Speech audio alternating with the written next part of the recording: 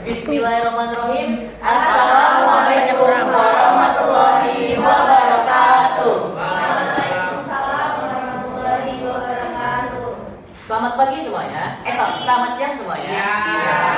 Kami dari kelompok 2 di sini akan membahas mengenai tanah yang kategorinya adalah tanah humus. Dan sebelumnya kami mohon maaf, izinkan kami memperkenalkan diri. Saya di sini sebagai moderator bernama Alfahriza Davina Akbar dan berikut adalah rekan-rekan saya. Perkenalkan, nama saya Mutiara Balkis Andika Alfat sebagai pemateri. Saya Alessia Nela Susanto sebagai pemateri. Saya Gatan Mahendra sebagai pemateri. Saya Mada Wiranti sebagai pemateri. Oke. Jadi kami di sini kelompok 2 akan membahas mengenai tanah humus. Jadi pertama-tama di mana sih kita mendapatkan tanah humus ini?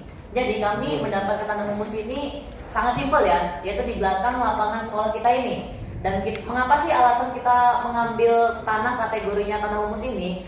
Yang pertama itu adalah karena tanah ini sangat mudah didapatkan. Jadi kami ini mendapatkan tanah humus ini kita dapatkan dari beberapa pohon yang ada di lapangan itu, dan juga sisa hasil dari bakaran sampah, dan juga sisa dari organisme lainnya. Dan kami memilih dari tanah humus ini juga karena tanah ini merupakan tanah yang cukup gembur dan tanah yang bisa dibilang ini sangat bagus dalam menyerap air, yang dimana bisa dibilang ini adalah tanah yang subur, yang sangat cocok untuk ditanami berbagai macam tumbuhan dan lain sebagainya. Dan selanjutnya adalah materi mengenai karakteristik yang akan dibahas oleh Balkis. Oke, sebelumnya mengenai karakteristik tanah yang kita amati. Karakteristik tanah yang kita amati, tanah bakaran sampah yang kita sebutnya, karena kita menemukannya di belakang sekolah di bekas bakaran sampah. Yang pertama keasaman atau tingkat pH-nya. Tingkat pH keasaman ini memang kita jujur kita tidak menggunakan kertas lakmus, jadi kita tidak bisa memastikan secara pasti itu termasuk asam, basa atau netral. Tetapi berdasarkan riset yang kami cari, tanah gembur ini atau tanah bakaran sampah ini termasuk ke dalam kategori netral karena dia mempunyai ciri-ciri warnanya gelap atau berwarna hitam ke coklat, warna coklat tua kehitaman. Yang kedua, ciri-cirinya tuh mampu ditanami tanaman, sehingga tanah yang bagus banget ditanami tanaman gitu. Terus yang kedua, yang ketiga tanahnya subur, dan yang keempat itu tuh tanamannya tuh berisi mineral dan bahan organik yang tinggi tentunya. Dan yang kedua dari warnanya. Warna tanah yang kita amati ini adalah termasuk warna hitam. Sedikit informasi untuk teman-teman. Menurut warnanya, tanah ini ada beberapa tingkatan. Yang pertama ada warna hitam, yang kedua ada warna coklat, yang ketiga ada warna kerak, yang keempat ada warna merah, yang kelima warna kuning, dan yang keenam atau terakhir warna putih. Semakin putih atau semakin terang itu tuh tanah yang kita amati itu tidak subur, tapi semakin gelap itu semakin subur. Selanjutnya. Dan materi selanjutnya akan disampaikan oleh Alessia Nela. Ya. Untuk selanjutnya, struktur tanah ini dari gabungan dari beberapa, dan itu akan membentuk suatu gumpalan.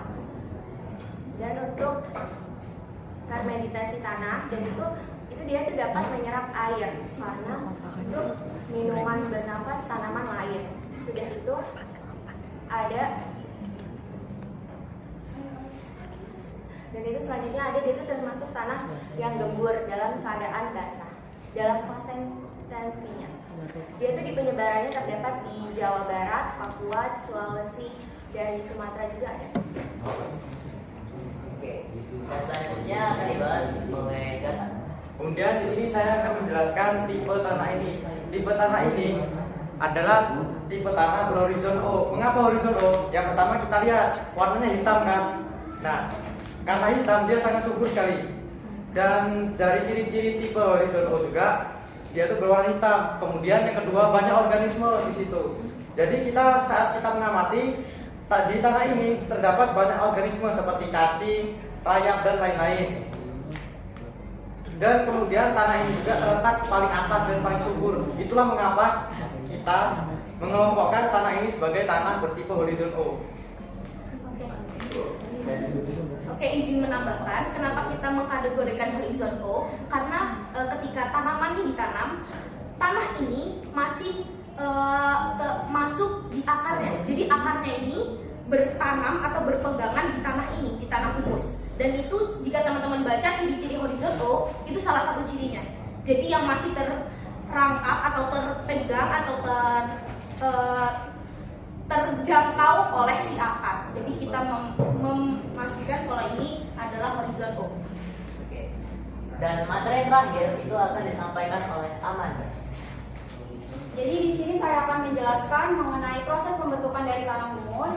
Jadi seperti yang kita tahu, tanah humus ini berasal dari ranting-ranting dan dedaunan yang berjatuhan. Nah, proses pembentukan tanah humus ini disebut juga dengan humifikasi. Nah, proses pembentukan tanah humus bisa dilakukan secara alamiah dan juga secara buatan. Kita sebagai manusia bisa membuat tanaman humus dengan cara memotong bagian yang busuk pada tanaman dan kemudian dicampurkan dengan kotoran hewan, maka itu akan menghasilkan tanah yang sangat bermanfaat untuk pertanian.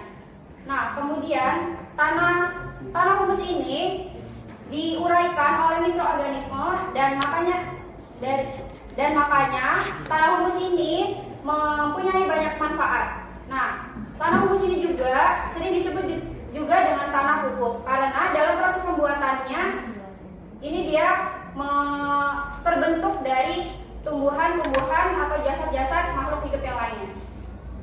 Oke. Simpan ya. Oke. Kami buka sesi tanya jawab. Apa yang belum ada ya? Tadi mau apa yang nanya? Tanya mah. Jadi biar dapat kata bukannya semua. Siapa? Oke, maaf sebelumnya. Sebelum itu ada yang kurang nih. Tadi kan udah disebutin nih ciri-ciri semuanya, tapi mungkin ada yang miss di antara kalian. Kita kurang menyebutkan manfaat. Nah, sekarang saudara kita Gatan akan menyebutkan manfaat dari tanah humus ini. Oke, jadi manfaatnya seperti yang dijelaskan oleh Balkis. Yang pertama, tanah ini sangat subur, jadi banyak tanaman yang bisa ditanam di tanah ini dan sehingga tumbuh dengan subur gitu, dengan baik. Jadi besar, terus buahnya bagus gitu saat ditanam di tanah humus ini. Ya, yang selanjutnya tanaman ini juga, maksudnya tanah ini juga bisa membantu pertanian. Jadi ini bisa menjadi kayak pupuk organik gitu ya. Jadi kayak kan itu kan dari bekas-bekas dapur nih, sampah-sampah dapur yang dibakar, sampah-sampah itu banyak banget organisme-organismenya kan. Jadi ketika untuk tanaman itu bisa menjadi pupuk organik. Jadi bisa membantu kita dalam mengurangi namanya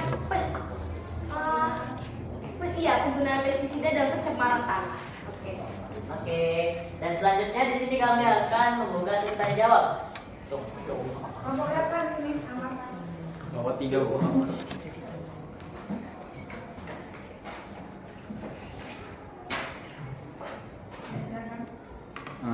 Ya, bismillahirrahmanirrahim. Saya Marullah Fajri dari kelompok 3 izin bertanya. Mohon maaf sebelumnya. Adakah hal yang mempengaruhi kualitas tanah? Mempengaruhi di sini konotasinya bisa ke arah negatif dan positif. Dan jika ada, sebutkan faktor yang mempengaruhinya dan apa pengaruh faktor tersebut terhadap kualitas tanah.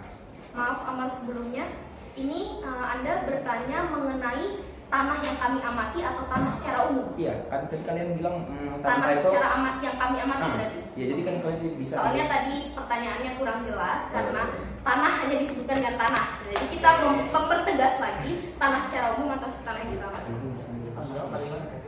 Jadi diulang lagi ya. Cukup.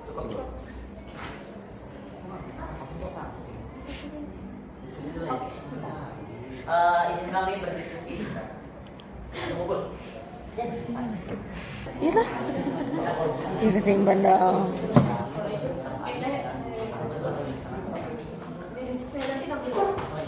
Oke. Maaf sebelumnya, izin menjawab. Terima kasih Amar atas pertanyaannya. Mungkin dari kami dari sisi negatifnya dulu ya. Yang membuat tanah ini rusak itu tuh faktornya adalah yang pertama bisa karena pestisida yang berlebihan. Walaupun dia ini tanaman yang subur, bahkan bisa menjadi pupuk organik pengganti pestisida. Tapi ketika ini tanaman ditanamin kangkung nih, dikasih juga pestisida yang berlebihan, pasti organisme yang ada di dalam tanah itu juga hancur, juga hilang. Nah, membuat tanah ini menjadi rusak dan hilang fungsinya. Yang awalnya tanah humus ini tanah yang baik, subur, malah hilang. Dan yang negatif akan dijelaskan oleh Gata. Positif. Oh iya, Positif. Nah, kemudian yang positifnya yaitu hal yang mempengaruhi tanah ini jadi positif, jadi makin subur. Yang pertama itu ada kotoran hewan. Karena kotoran hewan akan mempengaruhi tanah ini menjadi semakin subur dan semakin banyak organismenya yang membuat tanah ini subur. Kemudian yang kedua itu ada pembakaran sampah juga. Nah, tanah ini kan tadi kita temui di pembakaran sampah. Nah, pembakaran sampah itu hasil pembusukan. Nah, itu membuat tanah ini menjadi semakin subur. Apakah cukup, Mama? Cukup. Terima kasih. Oke, untuk kesimpulan. Jadi, tanah humus ini merupakan tanah yang berwarna kecoklatan atau bisa dibilang kehitaman. Dan tanah ini termasuk dalam golongan horizontal O.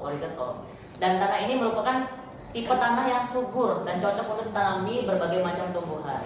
Dan sekian presentasi dari kelompok kami akhiri. Wabillahi taufiq wal hidayah. Wassalamualaikum